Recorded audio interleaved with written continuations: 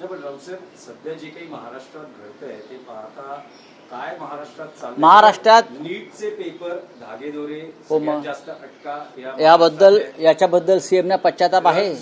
खुलेआमपणे महाराष्ट्रात विकलं जातं. नाशिक, ठाणे, पुणे, मुंबई, नागपूर या प्रमुख शहरामध्ये अंमली पदार्थांचा जो काय हैदोस चालू आहे याला कोण जबाबदार आहे? नाशिकमध्ये मोर्चे काढले आम्ही, पुण्यामध्ये मोर्चे काढले आम्ही ड्रग्स विरुद्ध, ठाण्यामध्ये मोर्चे निघाले ड्रग्स विरुद्ध. आणि मुख्यमंत्र्यांना या सगळ्या गोष्टीकडे गांभीर्यानं पाहण्यासाठी वेळ आहे का? मुख्यमंत्री आणि त्यांचे सहकारी मंत्री हे राज्यात ज्या काय 15-16 विधान परिषद निवडणुका स्थानिक स्वराज्याच्या आहेत संस्थांच्या, त्याच्यामध्ये गुंतलेले आहेत. लोक विषारी दारू पण पिऊन मरत आहेत, बलात्कार होत आहेत, खून होत आहेत, ड्रग्सने मुलं मरत आहेत, पेपर फुटत आहेत नीटचे. महाराष्ट्र केंद्र आहे.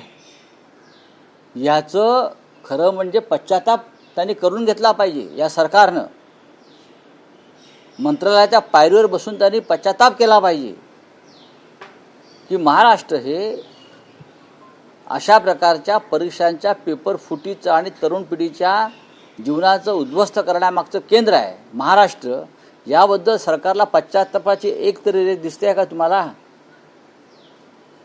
मी 10 गोष्टी सांगू शकतो सरकार सध्या कशामध्ये बिझी आहे, पण सरकारची अब्रू जाईल, सरकारचं पूर्ण वस्त्रहरण होईल. कोणते कुठे व्यापार चालू आहेत हे सगळं वाऱ्यावर सोडून हे सांगू शकतो मी.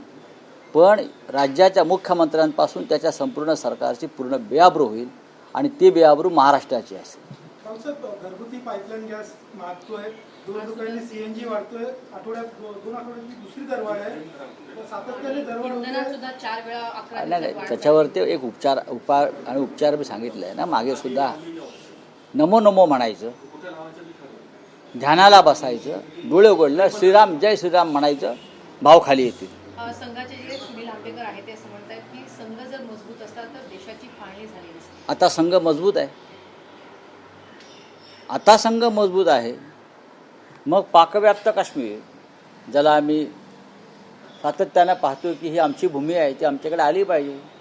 मग संघ आता मजबूत आहे ना, आणि सरकार त्यांचं मजबूत आहे. मग संघानं विचारायला पाहिजे नरेंद्र मोदींना की ऑपरेशन सिंदूरच्या वेळेला तुम्ही कराची लाहोरपर्यंत ज्या फौजा नेऊन पाकिस्तानवर आणि पाकव्याप्त काश्मीरवर आमचा झेंडा फडकवणार होता त्याचं काय झालं? हे बोलायला सोपं असतं. तेव्हा आम्ही मजबूत असतो तर. आज मजबूत आहात ना, मग आज मजबूत कशा करता?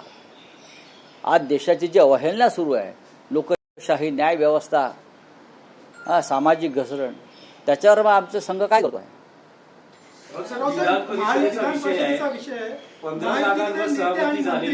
मुलांसाठी लॉबिंग करतात. महाविकास आघाडीचा विषय आहे. 17 पैकी 15 जागांवर सहमती झाली. 2 जागा नाशिक आणि नांदेड आहेत शिल्लक. तर काय म्हणजे शिवसेना युबीटीचा नाशिकवर दावा आहे, नांदेडवर दावा आहे? नांदेड, हिंगोली, परभणी हा जो मतदारसंघ आहे त्याच्यावरती आमचा दावा नक्की आहे. हिंगोली, परभणी वेगळे. नांदेड तर नांदेडला सुद्धा काल आमचे लोक चर्चेमध्ये होते. हर्षवर्धन सकपाळजी होते, सुप्रियाताई असतील तिथे असं मला वाटतं आहे. त्याच्यावरती आमचा नांदेडवरचा अधिकार जो आहे तो आम्ही त्यांना स्पष्ट करून सांगितलेला आहे. नाशिकमध्ये सुद्धा आमच्या लोकांची लढण्याची इच्छा आहे. कोणती निवडणूक बिनविरोध होऊ नये ही भूमिका आता अलीकडे आमची ठरली 2 दिवसामध्ये. आता तर निर्णय घ्यावे लागतील. म्हणजे नाशिक आणि नांदेड या दोन्ही जागा शिवसेना उद्धव बाळासाहेब ठाकरे पक्षाला हवे. मी असं म्हणतो की महाविकास आघाडीत त्यावर चर्चा होते. कोणाचीही अशी एवढी ताकद नाही आहे की तो स्वबळावर लढून जिंकू शकेल, हे सत्य स्वीकारलं पाहिजे. तरीही बिनविरोध जागा निवडणुका होऊ द्यायच्या नाहीत हा महाविकास आघाडीने घेतलेला निर्णय आहे. कनिष्ठ नेते आहेत पार्थ पवार आणि ते आता वरिष्ठ नेत्यांना आदेश देत आहेत. हे बघा, हा त्यांचा नाराजी आहे की नाराजी